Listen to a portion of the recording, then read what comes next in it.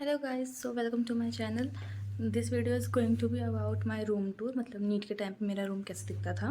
मैंने video shoot तो पहले कर ली थी, लेकिन वो डिलीट हो गई, तो इसको रीशूट किया है। तो let's start. So this is how my room looks, ये सब। तो let's start first with this wall. मतलब इसमें सबसे ऊपर है मेरे मम्मी पापा की फ़ोटो। फिर उसके बाद है एक कैलेंडर जिसमें माता जी भी हैं। उसके बाद ये जो है ये हमें गिफ्ट मिला था, तो इसमें हमारी फ़ोटोज़ हैं। ये मैं हूँ वो वाला, और ये मेरा भाई है, ठीक है। एंड ये हर नीट एस्पिरेंट का dream college AIIMS Delhi mostly का मतलब। और ये बेड है, मतलब कभी कभार जब मैं टेबल से नहीं पढ़ती थी, बेड पे पढ़ती थी, तो वे स्टडी टेबल। तो यहाँ से मैंने वॉल पे मतलब जो जो चीज़ें मेरे को ऐसा लगता था कि मतलब इम्पॉर्टेंट भी है और डेली रिवाइज करनी चाहिए, वो मैंने सारी वॉल पे पेस्ट कर रखी है, ठीक है। तो स्टार्ट करते थे। ये ग्लाइकोलाइसिस वाली साइकिल है, ठीक है। इसमें कुछ कुछ स्टेप्स जो थे मैं भूल जाती थी, मतलब एटीपी कहाँ बनता है कुछ कुछ स्टेप्स में, ठीक है।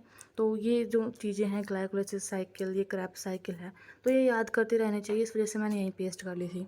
उसके बाद हम बात करें तो ये फैमिली हैं जो न्यूली ऐड हुई थी, पोएसी, एस्टरेसी, कंपोजिटिव वगैरह, ठीक है। तो इनको यहाँ पेस्ट कर लिया था, क्योंकि ये याद करने की चीज़ें हैं सारी, इसलिए।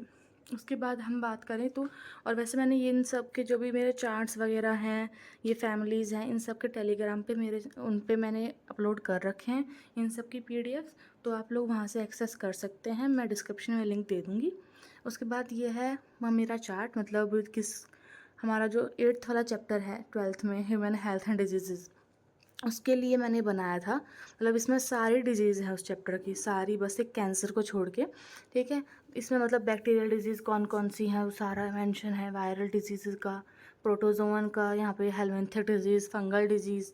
तो मैंने ये सारे डिजीज़ एक साथ लिख ली थी ताकि इजी हो मेरे को रिवाइज करने में, क्योंकि मेनली क्वेश्चंस यहाँ से ही आते हैं इस चैप्टर में, और कुछ वो हमारे जो ड्रग्स हैं उनसे आते हैं, ठीक है। फिर तो नेक्स्ट है ये वाला चार्ट। इस चार्ट में मैंने सारे जो हमारे ह्यूमन फिजियोलॉजी के चैप्टर्स हैं उन सब के डिजीज़ इंक्लूड है इसमें, ठीक है। जैसे यहाँ पे रेस्पिरेटरी डिसऑर्डर्स हैं, यहाँ पे स्केलेटल के सारे डिसऑर्डर्स लिख रखे हैं मैंने, ठीक है। वहाँ पे सर्कुलेटरी के लिख रखे हैं, ये एक्सक्रीटरी हैं। तो ऐसे सारे डिसऑर्डर्स ह्यूमन फिजियोलॉजी के मैंने एक जगह लिख रखे हैं, क्योंकि ये तो फिक्स है कि इनमें से तो क्वेश्चंस आएगा ही आएगा, ठीक है। इस वजह से मैंने इन सबको यहाँ लिख लिया था, क्योंकि ये रिवीजन वाली चीज़ें हैं उन चैप्टर में। बाकी तो ह्यूमन फिजियोलॉजी मोस्टली हमारा अंडरस्टैंडिंग का है, लेकिन ये भी याद करने की चीज़ें हैं, इसलिए मैंने यहीं लिख ली थी इनको।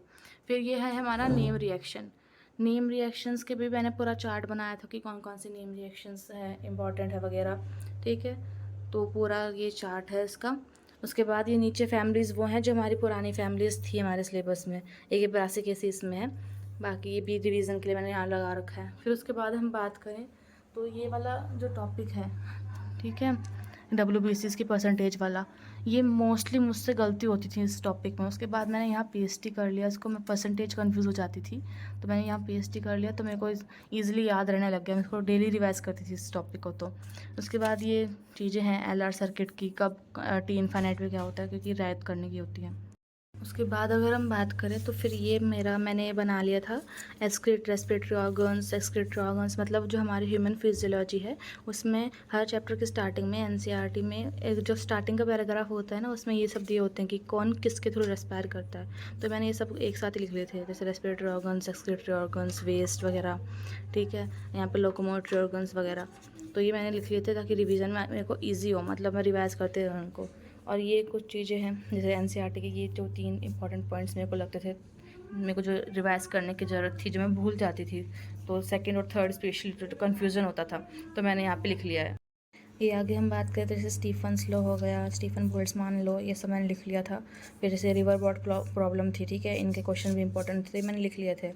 उसके बाद यहाँ बात करें तो ये नॉर्मल से पॉइंट्स थे, तो मेरे को लगा कि ठीक है ये थोड़े बहुत आ सकते हैं ज़्यादा थियोरेटिकल क्वेश्चंस में, तो मैंने लिख लिए थे कि इंडक्टर का रेजिस्टेंस जो होता है वेरी हाई होता है, ऐसे।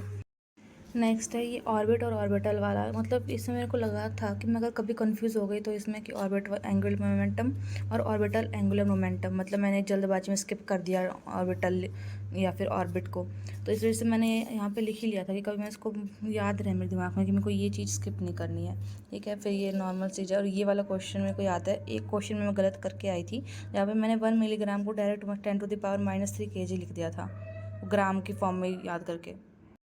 मतलब जो अभी मेरी सिली मिस्टेक्स होती थी, ठीक है, जिनको मेरे को ये लगता था कि मैं इसको रिपीट कर सकती हूँ, तो मैं उनको यहाँ लिख लेती थी, ठीक है। उसके बाद बात करें तो ये वाला जो पोर्शन है, ये हमारे सर ने भी बताया था हमें कि वर्क डन जो होता है वो इक्वल होता है चेंज इन काइनेटिक एनर्जी के। और ये ब्रह्मास्त्र है, ब्रह्मास्त्र का मतलब बहुत इंपॉर्टेंट फार्मूला उस चैप्टर का, ठीक है। और मतलब अगर कोई क्वेश्चन सॉल्व ना हो ना, तो इसको सबसे पहले अप्लाई करके देखना। ये मेरे को हमारे सर ने बताया था कि ये ज़रूर अप्लाई करके देख लेना एक बार स्टार्टिंग में, ठीक है, क्या पता सॉल्व हो जाए इससे ही। तो मैंने इस वजह से इसको यहाँ लिख रखा था, क्योंकि मैं कई बार भूल जाती थी इसको ही। फिर हम आगे चलते हैं, तो ये मेरा पूरा चार्ट है एनिमल किंगडम का, ठीक है। नॉन कॉर्डेट्स का इधर है और कॉर्डेट्स का इधर पे है।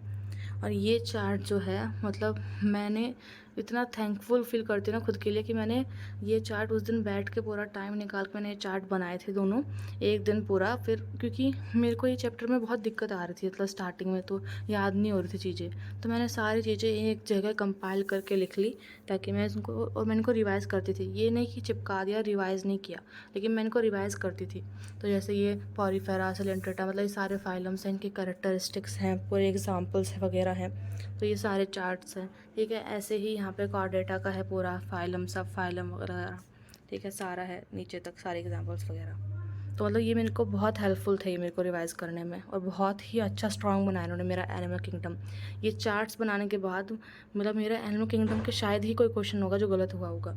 उसके बाद ये पूरी पीरियोडिक टेबल है, और यहाँ पे जो हाईलाइट कर रखे हैं एक्सेप्शंस हैं, मैंने जो हाईलाइट कर रखे हैं, ठीक है। फिर ये तो फार्मूला है हमारा, जो कॉलिजन वाले फार्मूलेस थे वो थे यहाँ पे, और यहाँ पे टेम्परेचर ग्रेडियंट, हीट करंट वगैरह के, ठीक है। फिर आगे जाके हम बात करें तो यहाँ पे भी मैंने पेस्ट कर रखे स्टिकी नोट्स।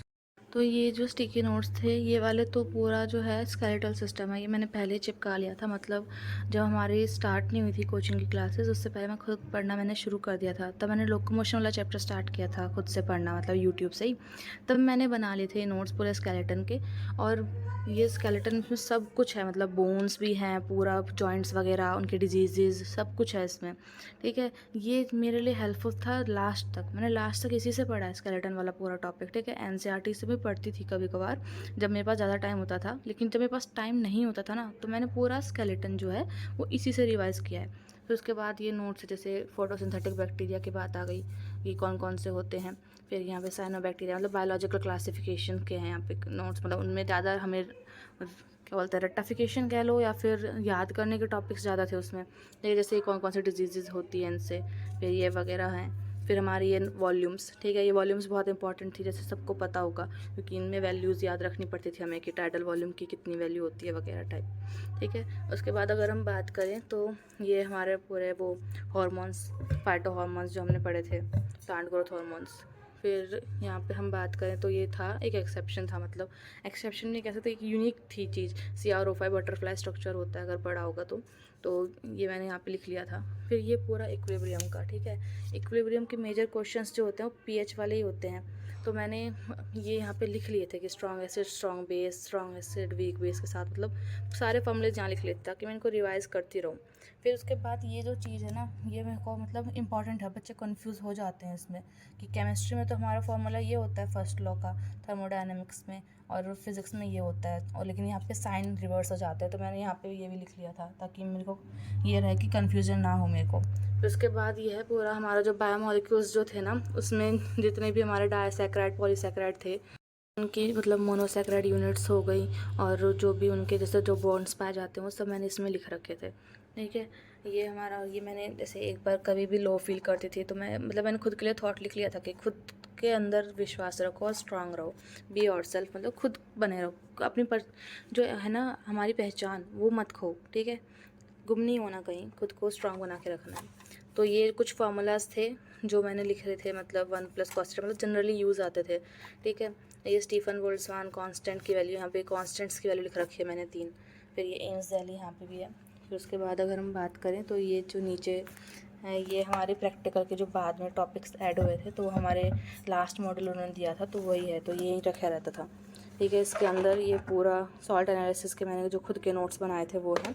ये नोट्स भी मैंने टेलीग्राम पे डाल रखे हैं, तो आप वहाँ से एक्सेस कर सकते हो पूरा, मतलब मैंने सॉल्ट एनालिसिस हमारी कोचिंग में जो था वो इतने अच्छे से मतलब नहीं मेरे को समझ में आया था, तो इसलिए मैंने सॉल्ट एनालिसिस मैंने अनअकैडमी के यूट्यूब चैनल पे आशीष बंसल सर हैं शायद, उनसे पढ़ा था मैंने। तो उन्होंने बहुत अच्छे से समझाया था मेरे को कैटायंस समझ में आ गए थे, इसलिए मेरे को सिर्फ एनायंस समझने थे, तो उन सर ने बहुत अच्छे से समझाया था। तो मैंने वहीं उनके नोट्स बनाए हैं एनायंस के, तो ये भी मैं अपलोड कर रखे हैं मैंने अपने टेलीग्राम चैनल पे। और ये जो है ये ऊपर पूरा ऐसे है। ये डॉक्टर टू बी वाला कफ़ मेरी बेस्टी लाई थी मेरे लिए, और होपफुली उसका जो उसने मेरे लिए विश करा था वो पूरी हुई है। फिर ये जो है ये पूरी फाइल्स हैं, इसमें मेरे पेपर्स हैं आकाश के जितने मैंने पेपर्स दिए थे, और नीचे वाली इन दोनों फाइल्स में पेपर्स ही हैं। और ये जो है इसमें मेरे शॉर्ट नोट्स हैं सारे, ये इसमें केमिस्ट्री के इनऑर्गेनिक, यहाँ पे ऑर्गेनिक है, यहाँ फिजिक्स के शॉर्ट नोट्स हैं। फिर ये बात करें तो ये मेरी मिस्टेक कॉपी है, ठीक है। जैसे ये बॉटनी की मिस्टेक कॉपी है, यहीं पे इसके अंदर ही ज़ूलॉजी की है, मतलब बॉटनी ज़ूलॉजी की एक मिस्टेक कॉपी। जो भी मुझसे मिस्टेक्स होती थी वो मैं इसमें लिख लेती। ऐसे ही सारे मिस्टेक कॉपी, जैसे ज़ूलॉजी की है, ज़ूलॉजी में भी क्या क्या गलती मुझसे हुई, क्या क्या कीवर्ड्स थे जो मैंने मिस कर दी किसी क्वेश्चन में, वो लिख लेती थी इसमें मैं। एंड इसमें मिस्टेक्स के साथ साथ मैं ये भी लिखती थी कि जैसे कुछ चैप्टर हैं जो इसमें मेरे को लग रहा है कि ये पॉइंट जो है इंपॉर्टेंट है, या फिर कह लो मैं भूल सकती हूँ, तो वो भी मैं इनमें इंक्लूड कर देती थी। फिर उसके बाद बात करें तो ये है फिज़िक्स और केमिस्ट्री की मिस्टेक कॉपी। तो आगे केमिस्ट्री है, फिर यहाँ से फिज़िक्स शुरू हो जाती है। तो यहाँ पे मैंने वही बना रखे हैं कि मैंने क्या क्या गलती करी थी ARTS वगैरह में, हमारे जो FT होते थे, फिर लास्ट में FTS शुरू हुए, तो उन समय जो मेरी मिस्टेक्स थी मैंने यहीं लिख रखे हैं। एंड फिर उसमें मैंने ये भी इंक्लूड कर रखे हैं जो जो मतलब इंपॉर्टेंट पॉइंट्स मैं भूल जाती थी, जैसे ये NCERT के मैंने बॉन्ड लेंथ का ऑर्डर लिख रखा है यहाँ पे। एंड कई शॉर्ट ट्रिक्स वगैरह कुछ इसमें हैं, तो ये सब है। एंड फिज़िक्स में भी ऐसे ही है। और फिज़िक्स में मैंने लास्ट में फिज़िक्स, केमिस्ट्री एंड बायो, इन सब में मैंने जो लास्ट के हमारे टेस्ट थे उन सब में मैंने क्या स्टार्ट कर दिया था कि मैंने क्वेश्चंस ही जैसे कट करके वहाँ पे पेस्ट कर दिए थे मैंने, क्योंकि इतना टाइम नहीं होता था कि मैं क्वेश्चंस लिखूँ। कि कुछ क्वेश्चंस ऐसे होते हैं जो हमें क्वेश्चन की लैंग्वेज में ही हमने गलती कर दी है, ठीक है, उसको समझने में गलती करी है, या फिर सॉल्यूशन ऐसे थे, तो मैंने ऐसे कर लेती थी। मैं इनको करती थी, मैंने क्वेश्चंस लिख रखे हैं तो उनको सॉल्व कर लिया मैंने यहीं पे। फिर उसके बाद जब मैं इनको रिवाइज़ करती थी तो उस समय मैं सिर्फ क्वेश्चंस देखती थी और उसको खुद ट्राई करने की कोशिश करती थी। अगर फिर भी नहीं होता था तो मैं इसका सॉल्यूशन देखती थी, ठीक है। तो ये ऐसी मेरी मिस्टेक कॉपी है, मतलब बहुत हेल्पफुल रही है मेरे लिए। एंड नीट के लास्ट वाले दिन जो था हमारा, नीट से एक दिन पहले यानी 4 मई को, मैंने कुछ भी रिवाइज़ नहीं करा एक्स्ट्रा, मैंने सिर्फ ये 2 नोटबुक्स रिवाइज़ करी थी रात तक, और लास्ट में मैंने हमारा जो प्री नीट था बस उसको रिवाइज़ करा था, ठीक है। और ये जो है हमारे मॉड्यूल्स है कोचिंग के सारे, ये मैंने बता दिया, ये सारी NCERT है, सारे सब्जेक्ट्स की NCERT 11th 12th दोनों की। फिर ये हमारी 12th क्लास की ग्रुप फ़ोटो है। एंड ये जो है ये हमारी कैटलिस्ट है जो हमें मिलती है एक्स्ट्रा। एंड देन ये हमारे NCERT लाइनर्स हैं, ये NCERT मैप्स है जो हमारी कोचिंग वाले देते हैं, मतलब ये बहुत हेल्पफुल रहते हैं, बिल्कुल NCERT के लाइन से क्वेश्चंस आते हैं इनमें। एंड देन ये है मेरे पास NCERT एट फिंगर टिप्स। ये बुक्स जो है ये मेरे लिए बहुत ही हेल्पफुल रही है, मतलब ये बुक, इसलिए मैं आप लोगों को भी सजेस्ट करूँगी, अगर आपको बायोलॉजी के लिए अपने कोचिंग के अलावा अगर कुछ चाहिए तो आप इसके लिए प्रेफर कर सकते हो उसको, NCERT एट फिंगर टिप्स को, मतलब बहुत हेल्पफुल है। इसमें अलग से असर्शन रीज़न का पूरा सेगमेंट है। एंड देन बहुत सारे क्वेश्चंस है, डायग्राम बेस्ड क्वेश्चंस भी हैं, एंड आपको शॉर्ट नोट्स भी मिलते हैं इसमें, तो ये बहुत अच्छी बुक है। फिर इसकी अगर हम बात करें तो ये जो ड्रॉर है इसके ऊपर ये मेरे भाई ने बनाई थी, मतलब मेरा भाई बहुत अच्छी ड्राइंग्स बनाता है, तो गणेश जी बना रखे हैं। फिर यहाँ पे हमने मोर पंख पेस्ट कर रखा है, तो ये है। और इसके अंदर जो है वही हमारा जैसे गिफ्ट रैपर्स वगैरह सामान है, ये इतना दिखाने लायक नहीं है। फिर उसके बाद ये जो है ये ऊपर भी मेरे भाई की पेंटिंग्स वगैरह है, वो मेरे दोस्त ने मेरे को दिया था। एंड ये सब भाई हमने बनाया था, मैंने भाई ने मिलके। एंड देन इसके बाद ये जो है इसमें सारे स्टिकी नोट्स वगैरह हैं मेरे, जो भी मतलब यूज़ करने के लिए, ठीक है। तो this was my room tour and this is the window, यहाँ से हमारा गार्डन दिखता है। So that's it. अगर आपको वीडियो अच्छी लगी हो तो लाइक कर देना, शेयर कर देना, एंड कमेंट्स में बता देना कैसी लगी, and subscribe the channel please.